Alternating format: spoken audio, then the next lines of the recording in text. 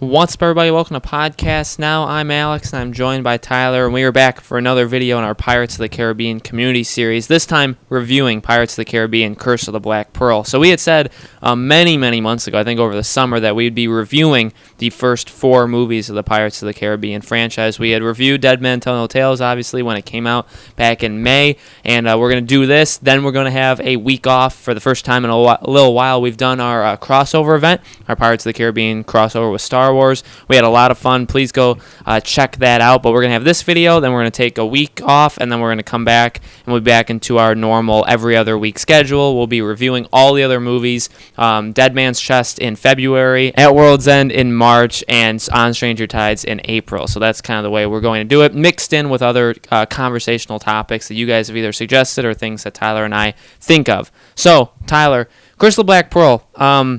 Obviously, to a lot of people, they really like this film. I really like this film a lot personally, and you do too. I don't think it's the best one. A lot of people say it's the best Pirates of the Caribbean movie. So we'll talk about the characters and the plot and all that stuff. But just from what do you think of the movie just from looking at it? For when it came out, I thought it was really good. It was really different. It was really like the talk of the town kind of thing. But now watching it, like with what we know Pirates has done, like how they added on to the supernatural aspects with Davy Jones and the Kraken and like that kind of stuff, they expanded their universe, really is the right way to say it. Although Curse of the Black Pearl is a good movie when watched today to like new people, or if you just want to sit down and be like, you know what, I'm going to watch Pirates. It's actually almost a boring movie, in my opinion. That's my opinion. There are really good elements in it that are still, unique, where other movies have tried to copy the Pirates of the Caribbean formula, but they fail. It is definitely, it's not, like you said, like it's not as good as 2, 3. Some people like it better than 5. I'm kind of back and forth. I think it depends on how you would break down Curse of Black Pearl and Dead Men Tell No Tales. 5 better than 1, but we're reviewing 1. I just feel like 1, I don't know, there's something, again, it's because there's more movies, so that way now when we look back, it seems like Pirates of the Caribbean 1 just lacks something. There's something about it where, for me, like when we were going to prepare for Pirates 5, I'm sure you did it too. In fact, I know you did it. But I did a marathon here because my girlfriend's never seen any of the Pirates of the Caribbean movies. She knew about Jack Sparrow. She knew about Elizabeth, but she didn't know at all like what took place. So, we started with 1. We watched them all. Struggled. We didn't even finish 4. I just couldn't do it. But 1... She said she'd give I think she said like a 7 or like a 6.5, and I said, yeah, I honestly agree. And we don't give numbers, but I would give it like a 6.5. Where Dead Man's Chest is at the very least an 8, but I think it's higher than that. Same thing with At World's End. And she said the same thing. So it's like, it almost in a way kind of stinks for anybody who's trying to, like if Pirates 6 comes out, or the people who for Pirates 5, it's like, you know what? I didn't watch the previous movies. I saw 3 and I saw 4, but I didn't see 1 and 2. There's always people like that. And then if they try to start at 1, what kind of stinks about 1 is it's almost, in my opinion, again, this is just my opinion. Alex probably has a different opinion. But for me, it's almost like, that's kind of boring and not really what I was expecting. 3, 4, and 5 seem to be so much better. That's not me saying 4 is better than 1. That's just some people think that. But it just kind of stinks that, it's because it was something new. It's because it was something different that nobody really tried before, and nobody really did what they did. Not only with Pirates, just like in general with the big this character who doesn't really know what he's doing, but like he causes all of these things to happen, like puts all these things in motion. Nothing's planned, but it becomes this big thing. Nobody ever did that. So, I can appreciate that for sure, but it just stinks that it's compared to one and two when if we were looking at one and two, two's so much more a step up than one that it almost, in a way, to new people can hurt the image of Pirates of the Caribbean. If you're watching this and you're, listening to this and you never saw Pirates of the Caribbean, but for whatever reason you're part of this community series, I would just say stick it out, kind of. It's not horrible. It's not a bad movie. It's a good movie. It lacks what the other ones have, but at the same time, there's still something about it that the other ones don't have. So I would just say, Pirates 1, yes, it's definitely not the best, but they absolutely 100% get so much better. And that's the good news. It's because of Curse of the Black Pearl that we, are where we are with Pirates of the Caribbean, and that's actually a really good thing. I agree with some of that. I think that when, if you watch, I think a problem that the people find with the newer movies is they're kind of all over the place. There is these supernatural elements. It doesn't seem very grounded, right? A thing that people thought about 3 a lot is that it jumped all over the place. It wasn't very cohesive. I think what you can say about Pirates 1 is it's very, very well put together. I think it's probably the best put together movie that they have. 4 I think actually was a little bit pretty good put together as well, but 3 jumps all over the place, 5 jumps all over the place, 2 kind of has the first half and the second half that are very, very different than each other. You don't even see Davy Jones till the second half of Pirates 2. Pirates 1 is just a straightforward story. You get the story of this guy, you don't know much about Jack Sparrow, we still don't. But he's kind of this elusive guy. We know that there's a curse. We get a little bit of history of how Jack is connected to Barbossa. So I definitely like that. I like that it's very grounded compared to the rest of the movies. In terms of that, it's an Aztec curse. Yes, it's not that supernatural. We really don't see them much in that supernatural, undead tone that often. And it's just a more grounded film. We get a lot of characters. We get some character development. You really get a lot of character development when you jump past movies. The action scenes are relatively solid. There's not any huge ship battles. The biggest ship battle would probably be either when the Black Pearl is attacking Port Royal or when Elizabeth and Will's ship has to attack the Black Pearl, and there's that little thing with the forks and spoons and all that stuff. That's pretty much the biggest ship fight. We do get some pretty cool sword fights. The Barbossa-Jack sword fight is very, very cool, and so is just the last fight between Norrington's men and the undead. So I think, yes, Pirates 1 is probably the second worst out of all of them, but I don't consider it a bad movie. I don't think it's a bad movie at all. It is a little slow, definitely, but I think it has a lot of heart, especially at the time, to be this pirate movie that, we had just talked about it last week, right? That we said the concept of pirates isn't that appealing. Yes, kids kind of have always thought of kids have always liked pirates and the thought of being a pirate and stuff. And Disney kind of took that and said, well, how can we, and Jerry Bruckheimer, and how can we change that? And they came up with this Jack Sparrow character. So I think back at the time when they made it, it was bold because you had to make pirates cool, and they totally made it cool. I mean, Jack Sparrow is an awesome character even in Pirates 1. Even though they very much changed his character from Pirates 1 to Pirates 2, I like his Pirates 1 character. It's a little bit more calming a lot of the time. When he tests Will out with his sword fighting, he's more of a calming presence in 1 and isn't as crazy, especially if you didn't like him that much in 5. I don't know if 5 was trying to replicate him in 1, but they definitely didn't, because 1, he's pretty mellow. He does have, we know he's kind of nuts a little bit, but he's really not all that crazy. You get a lot of the craziness base in 2 a little bit, and then obviously in 5 you get a ton of it. So I definitely, I like the movie a lot. I think it was really good at the time. It is one of the weaker ones now, but I definitely enjoy it. So Tyler, what do you think about the characters themselves, introducing Jack, Elizabeth, Will, and Barbossa? Well, kind of like you just said, Jack, he is a little bit different. In my opinion, he's extremely different, almost a totally different character from 1 to 2. But he's still there. At his core, he is still kind of the same. where it's like he is a pirate. He does stupid things. He is an idiot. That's clear. His intro, fantastic. There's never been a character in any other movie with a better introduction to that character, their character, than Jack Sparrow. I mean, for him to come in and he's sailing, he's standing on the top, and it's like, and you just automatically assume he's on the top of a very tall ship. And then it's slowly like we slowly learn that no, it's actually a sinking ship that he's been on. And then he just takes that big, like, he puts his leg out and then he takes his first steps. And then like immediately after that, he like steals. So it's like, it's just kind of funny. It's like the guy's clearly an idiot, stole right behind this guy's back.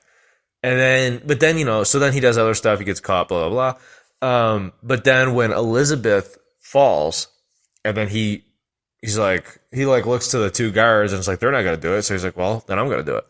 And, he didn't have to. So, you kind of learn his character. He never met Elizabeth. He didn't know, is she pretty? Is she hideous? He doesn't know any of that stuff. All he knows is a woman fell in the water and she's going to drown. I'm going to go save her. So he saves her. So, it's like, well, is he really that bad of a guy? Cause, they keep saying like pirates, this and that. So he, there is something in him where he cares about people. And then as the movie goes on, we learn more. He's like teaching Will as he's fighting Will. He's like, good technique, and so it's like, he's confident, he's cocky, but also has no idea what's going on. So, we learn basically who Jack Sparrow is, not like, his past, like what's happened to him, but like as a character, like personality, we learn within, I would say, like 45 minutes, maybe. Pretty much exactly, the kind of character that he is. And then, like I said, they expand on it in future movies.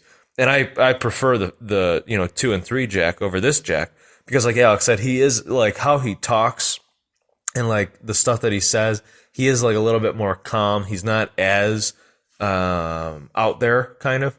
But I still like, he is still Jack Sparrow. Like, he is kind of cool. He's just not as, like I said, I just like the other one better. There's more character, I think, to the future Jack Sparrow in 2 and 3. But he's this version of Jack Sparrow is still pretty good too. But like for Will, I'm not really a fan of Will in Curse of the Black Pearl. I don't know why. He's just kind of like weak, and he's like, Elizabeth, Miss Swan. I don't know. There's just something about him. He's kind of weak, but I think that was the point, because he's very like proper.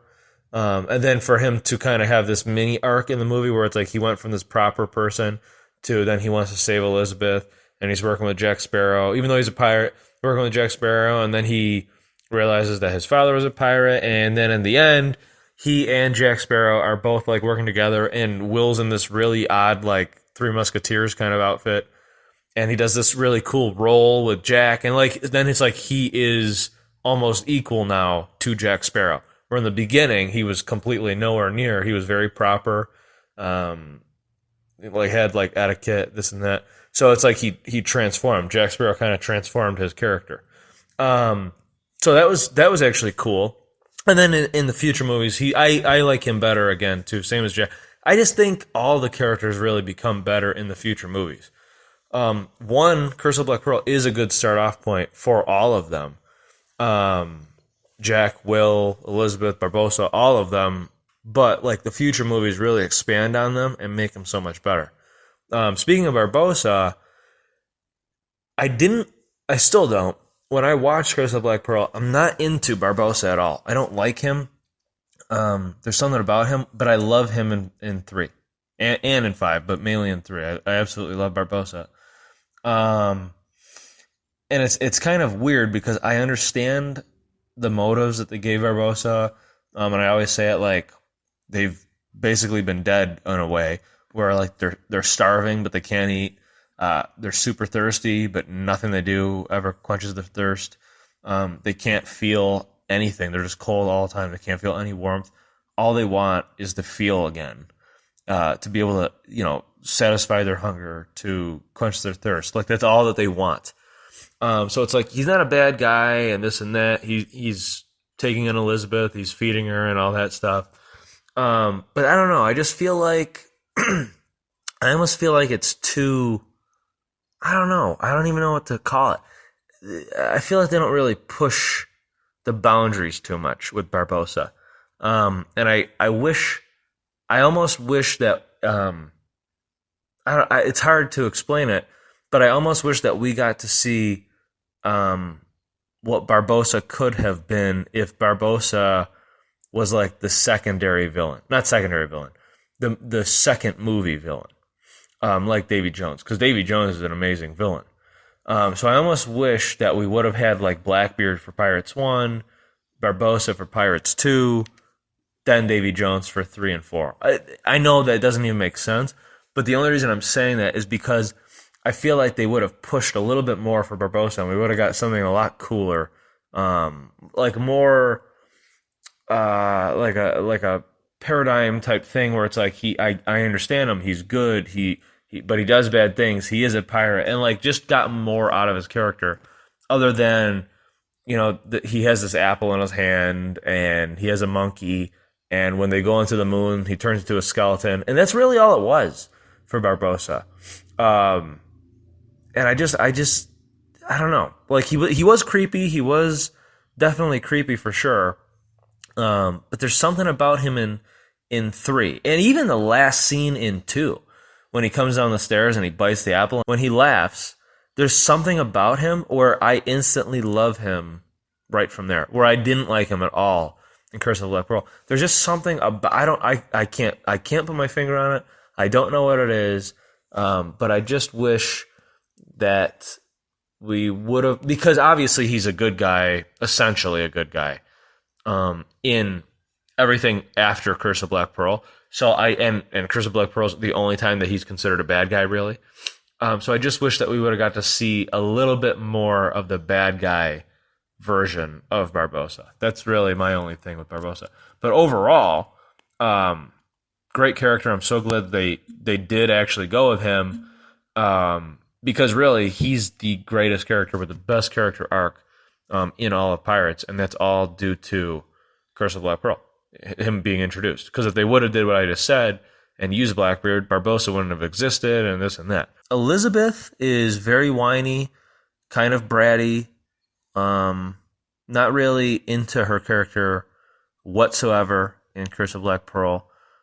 She's got like this, like something about her voice where it's almost like it sounds like she's on the verge of crying possibly at all times. That's my opinion, and I'm probably gonna get hate for that. That's fine. I don't care. I just don't like Elizabeth in Pirates 1. 2, she becomes a little bit better to me. 3, she's really good. But 1, for me, I just don't care for her at all. I understand like her covering for Will. Like I like that. I get that story element. I think that's a cool story plot. Where it's like she kind of, there is definitely something about her where she doesn't want to be in that properness. She kind of wants not to be a bad girl. I don't even mean to say it like that, but she wants like adventure. Like she seeks it. So like the opportunity comes and it's like, yeah, I'm Elizabeth Turner. So it's just, that was a cool element.